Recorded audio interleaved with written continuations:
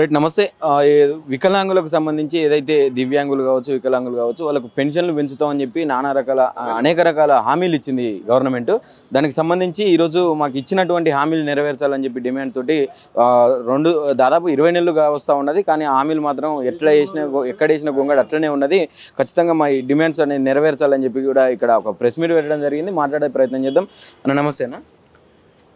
తెలంగాణలో కాంగ్రెస్ పార్టీ అధికారంలోకి వచ్చి సుమారు 19 నెలలు గడుస్తున్నా కూడా పక్క రాష్ట్ర ప్రభుత్వం మనకంటే తర్వాత ఏర్పడి కూడా పెన్షన్లు పెంచి 1వ తారీఖు పెన్షన్లు ఇస్తున్నా కూడా ఈ మేనిఫెస్టో పట్టుకొని వికలాంగుల హక్కుల పోరాట సమితి ఆధ్వర్యంలో ఆంధ్రప్రదేశ్లో ఉద్యమం చేసినాం.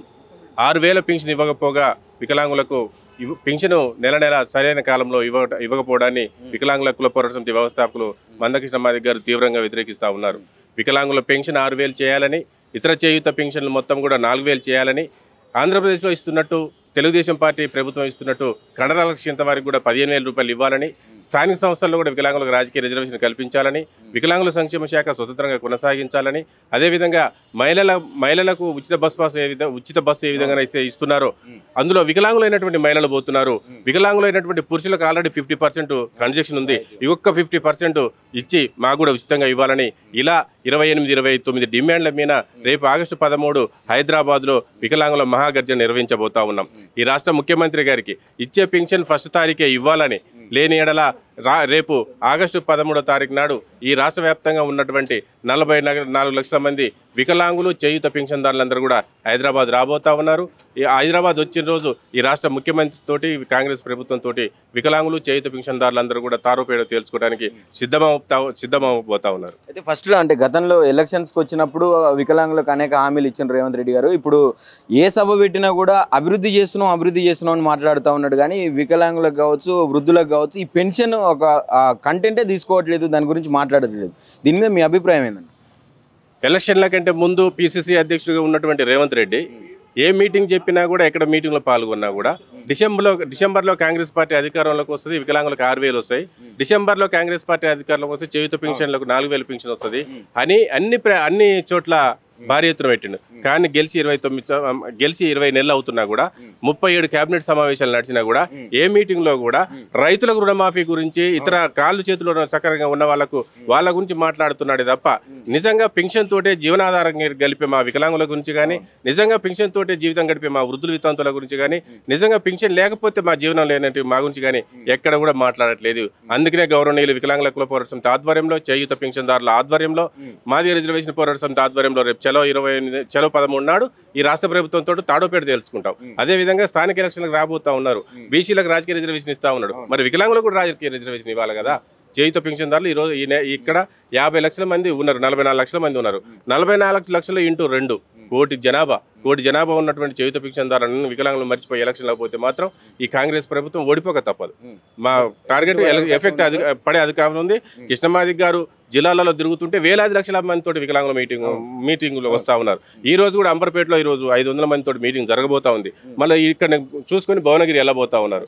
జన సమీకరణ వికలాంగుల చేయూత పెన్షన్దారులందరూ కోట్లాదిగా లక్షలాదిగా హైదరాబాద్ చేరుకోవడానికి సిద్ధంగా ఉన్నారు.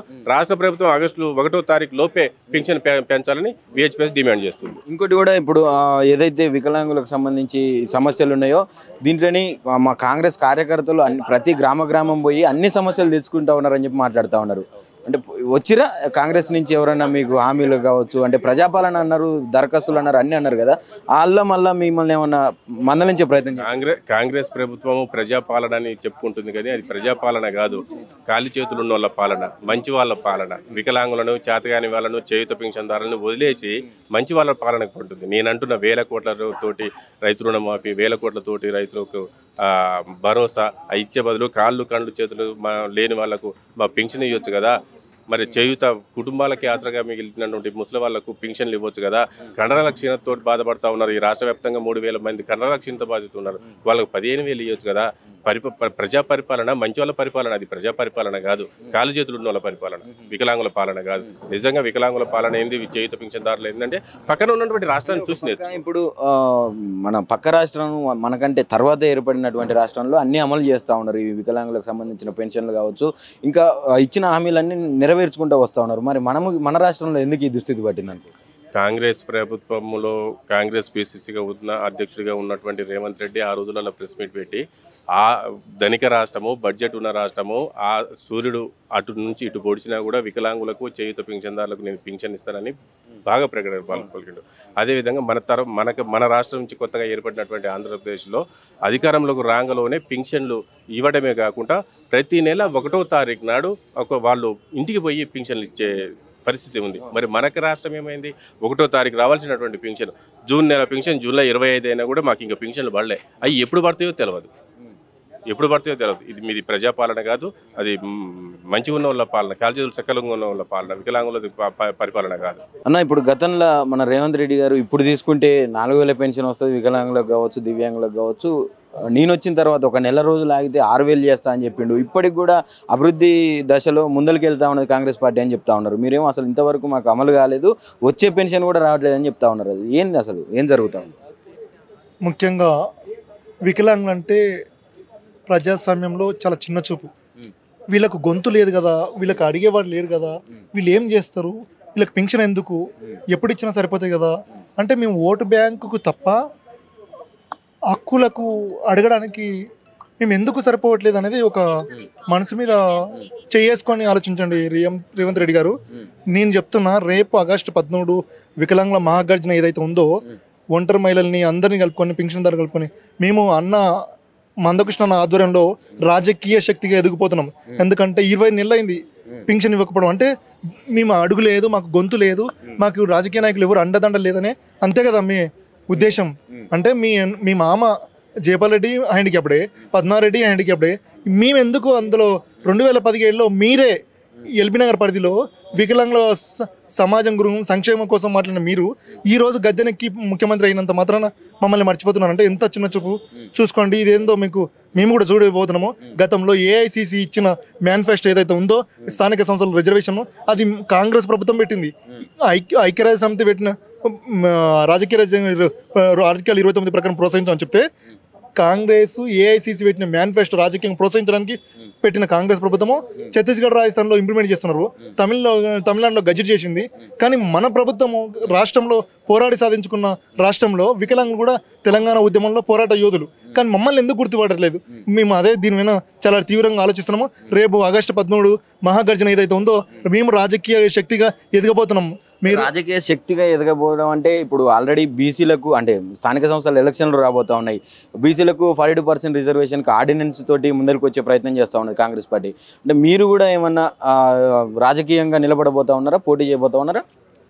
ఖచ్చితంగా నిలబడిపోతున్నాము. అయితే స్థానిక సంస్థల రిజర్వేషన్ అనేది కోఆప్షన్ మెంబర్, ఒక మహిళా వికలాంగురాలు, ఒక పురుష వికలాంగురాలు, ఇద్దరికి ఇవ్వాలి. ఎంత అయితే 2500 ఏదైతే గ్రామ పంచాయతీలను ప్రతి దగ్గర వికలాంగులని ఇద్దరిని, మహిళని పురుషుని కోఆప్షన్ మెంబర్గా పెట్టాలి. ఇది స్థానిక సంస్థల రిజర్వేషన్. దీన్ని నామినేటెడ్ యాక్చువల్ కాంగ్రెస్ ప్రభుత్వమే పెట్టింది. రాజకీయం ప్రోత్సహించాలి వికలాంగులని కాంగ్రెస్ ప్రభుత్వం పెట్టింది. కాంగ్రెసే ఈరోజు మమ్మల్ని వెన్నుపోటు పడుతుంది. చాలా తీవ్రం. ఇంకోటి కూడా ఇప్పుడు చాలా జరుగుతూ ఉన్నాయి. మన ప్రతి సభలలో మన ముఖ్యమంత్రి గారు అన్ని అభివృద్ధుల గురించి మాట్లాడుతూ ఉన్నారు. నేను ఇది చేసిన అది చేసిన అని చెప్తా ఉన్నారు. కానీ మీ విషయంలో గురించి, అంటే ఈ పెన్షన్ల గురించి మాత్రం ఒక్కసారి కూడా ఇప్పటి వరకు మాట్లాడినటువంటి దాఖలాలు ఎక్కడ లేవు. దీనికి కారణం ఏంటంటే వికలాంగులు అంటే చిన్న చూపు చూస్తున్నాను అనుకోవచ్చా కాంగ్రెస్ ప్రభుత్వం?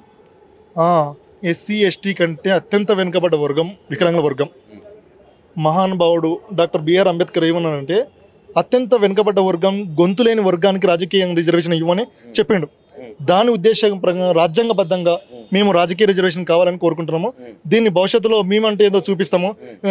రేవంత్ రెడ్డి గారు, ముఖ్యమంత్రి గారు, వికలాంగులు అంటే చిన్న చూపు కదా, ఇంత గౌరవం లేకుండా మా మీద ఇంత నిర్లక్ష్యం వహిస్తున్నాం కదా, దీనిపైన మేము ఎంతో చూపిస్తాము. ఆగస్టు 13 వికలాంగుల మహాగర్జన మందకృష్ణ ఆధ్వర్యంలో పెద్ద ఎత్తున మేము తిరగబడతాం. చూసుకోండి, రాజ్యాంగబద్ధంగానే మేము స్థానిక సంస్థల రిజర్వేషన్ నిలబడతాము. స్థానిక సంస్థలు నిలబడతాము. రేపు ఎమ్మెల్యేలు, ఎంపీలు కూడా నిలబడతాము. మా తల్లిదండ్రులని, మా కుటుంబ సభ్యుల్ని కలుపుకొని, మా బీసీలని కూడా కలుపుకుంటాము, ఎస్సీలని కలుపుకుంటాము. మా వికలాంగులకు కొంచెం మద్దతు అని చెప్పి మేము వేడుకుంటాం, వాళ్ళ కాలు మొక్కుతాం. అయినా మేము కూడా మారుతాం. 2% లేని మీరు పొందుతున్నారు. ఈ రాష్ట్రంలో 5 లక్షలు ఉన్నాం, 24 లక్షల వికలాంగులు ఉన్నారు. మా కుటుంబ జనాభా కలుపుకుంటే 1 కోటి జనాభా అవుతుంది. మేము కూడా 4 కోట్ల తెలంగాణ రాష్ట్రంలో మాది కూడా 1 కోటి ఉంది. మేము కూడా చూస్తాం, మాదేందో చూపిస్తాం మీకు.